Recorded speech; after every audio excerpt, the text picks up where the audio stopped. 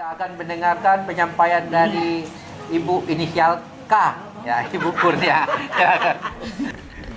Bismillahirrahmanirrahim. Assalamualaikum warahmatullahi wabarakatuh. Merdeka! Merdeka! Allahu Akbar!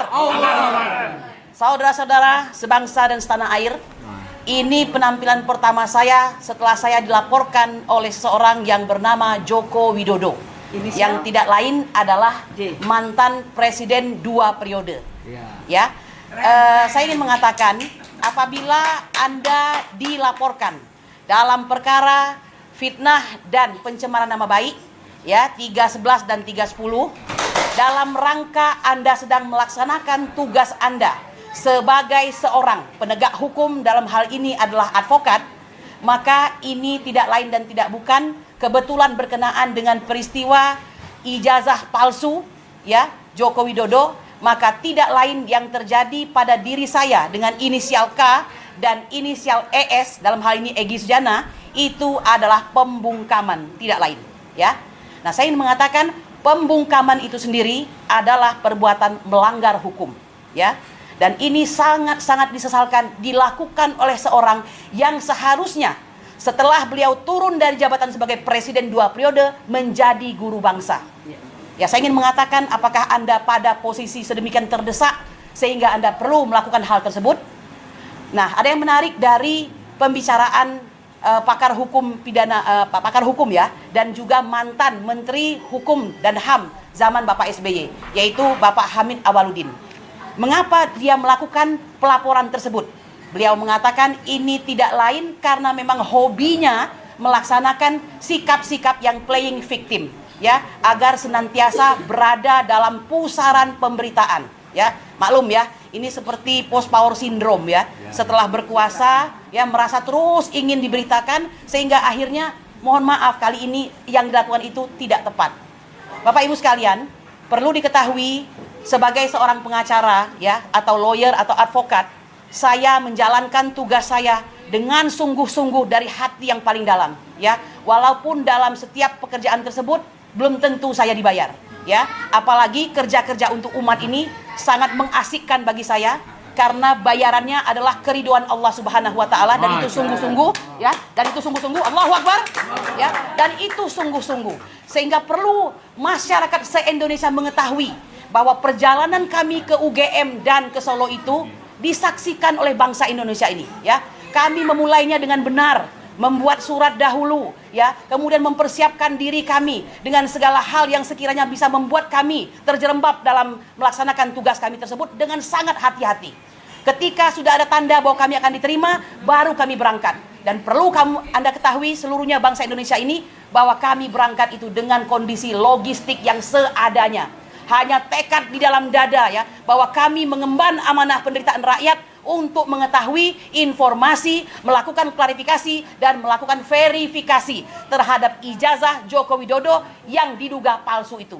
Dan ini merupakan rangkaian kegiatan pekerjaan kami sejak tahun 2022, bukan dadak-dadakan begitu, ya.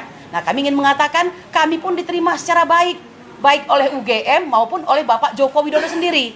Jadi sungguh agak terasa sangat lucu ketika beberapa waktu kemudian seharusnya beliau menghadiri persidangan nomor 99 di PN Surakarta, justru datang ke Jakarta untuk melaporkan para ahli yang diantaranya Roy Suryo, kemudian Rismon Hasiholan Sianipar, Tifausia Tiasuma, lalu ditambah lagi 2 orang dari TPUA, yaitu Presiden TPUA Egy Sujana dan saya sendiri Kurnia, ya. Saya ingin mengatakan terlebih daripada itu, bahwa dalam kami melaksanakan tugas kami ini merasa nyaman seharusnya dan aman karena kami dibekali dengan undang-undang advokat, yaitu Undang-Undang Nomor 18 tahun 2003 yang sudah disampaikan oleh Bang Azam dan Bang Ismar tadi.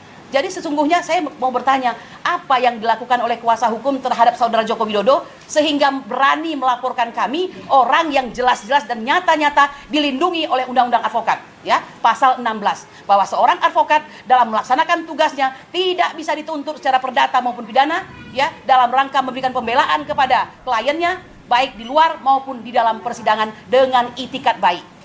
Dan diperkuat lagi dengan pasal 5 ayat 1 bahwa kami dalam melaksanakan tugas dilindungi undang-undang advokat ini untuk menjadi advokat yang bebas dan mandiri, terbebas dari segala intervensi, ya. Jadi untuk itu saya tadi mengatakan bahwa pelaporan ini adalah blessing.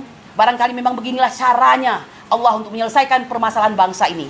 Ya, nah Bapak Ibu sekalian, saya ingin mengatakan kami melakukan pelaporan ya di Bareskrim sebagai bagian dari sekian banyak upaya yang kami lakukan.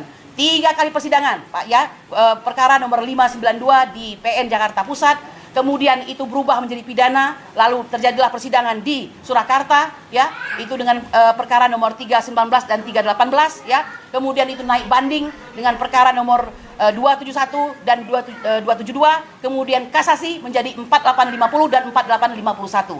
Nah, dari putusan kasasi yang mana ternyata klien kami tersebut tidak dihukum dengan menggunakan pasal hoak, melainkan pasal kebencian, itu sudah menunjukkan bahwa pasal-pasal yang digunakan oleh jaksa tersebut tidak sama sekali bekerja, dan alias jaksa gagal dalam bekerja untuk melakukan pemeriksaan di pengadilan. Nah, oleh karena itu justru yang terjadi dihukum dengan pasal kebencian. Kalau kebencian itu sudah sangat subjektif sifatnya, dan hukuman menjadi 4 tahun. Dasar inilah yang membuat kami ya melakukan gugatan PMH di PN Jakarta Pusat dengan perkara nomor 610, dan Jokowi diselamatkan di situ dengan keputusan sela di mana hakim menyatakan mereka nih on van verklaar, atau perkara ini tidak diterima. Bukan kalah. Jadi ini yang kami katakan tadi, bahwa kuasa hukum pihak lawan ini, mohon maaf ya, bukankah ini ada nama besar di situ, harusnya mampu memberikan suatu nasihat-nasihat, konsultasi hukum, pendapat hukum yang benar-benar jujur, ya, kemudian profesional serta pas untuk kasus bagi setiap klien yang dipegangnya. Ya, sayang sekali seperti ini keadaannya. Tapi bagi kami sekali lagi ini adalah blessing. Terlebih daripada itu, saya ingin mengatakan kalau Anda sudah berhasil membuat gempa ya bagi rakyat Anda, karena Anda ini mantan pejabat, mungkin ini benar yang dikatakan oleh salah seorang pejabat juga. Dulu waktu menjadi presiden menyusahkan rakyatnya. Hari ini setelah menjadi rakyat menyusahkan presidennya plus rakyatnya, ya. Nah, ini yang terjadi. Menurut saya ini sangat pilihan yang tidak baik. Seharusnya Anda menjadi guru bangsa begitu. Nah, ya saya ingin mengatakan Bapak, sebelum polisi yang kami lihat sangat ramah sekali ya menyambut Bapak Joko Widodo ini ketika akan membuat laporan, ini sangat berbeda. Ya, ini memang tentang pencemaran nama baik dan fitnah ya. Saya ingin bertanya, apakah polisi masih seperti yang dulu? Ya, meskipun kita akuilah, harus kayaknya semua orang juga paham dan tahu bahwa Bapak Sigit Listio ini boleh dikatakan orangnya Pak Jokowi, ya kan? Betul.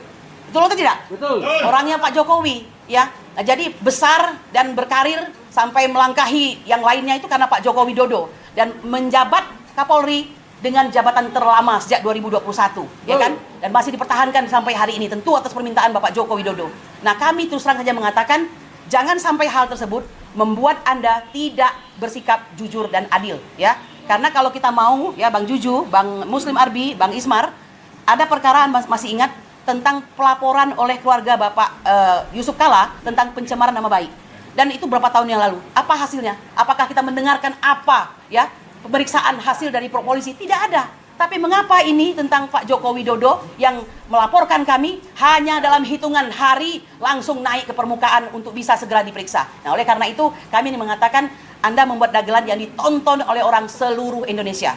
Perlu Anda ketahui, sebelum Anda menaikkan perkara kami, silahkan periksa dahulu laporan kami di Bareskrim tanggal 9 Desember 2024, di mana kami telah melakukan penambahan dan kelengkapan bukti-bukti sebanyak 14 bukti totalnya, ya, yaitu terakhir tanggal 22 April 2024, ya. Anda harus memeriksa ini, 2025 maksud saya, Anda harus memeriksa ini Joko Widodo sebagai dader atau plager atau pelaku, siapa-siapa orang yang melakukan, don plager, dan siapa penyertanya atau mede plager. Silahkan diperiksa dengan seksama. Anda mempunyai lapor, ya, tapi tolong jangan sampai membuat kami tidak percaya, karena lapor itu adalah kekuasaan Anda. Karena itu kami menginginkan pemeriksaan yang benar-benar teruji, kemudian juga jujur dan diperiksa bersama-sama. Kalau perlu melibatkan pihak luar, ya.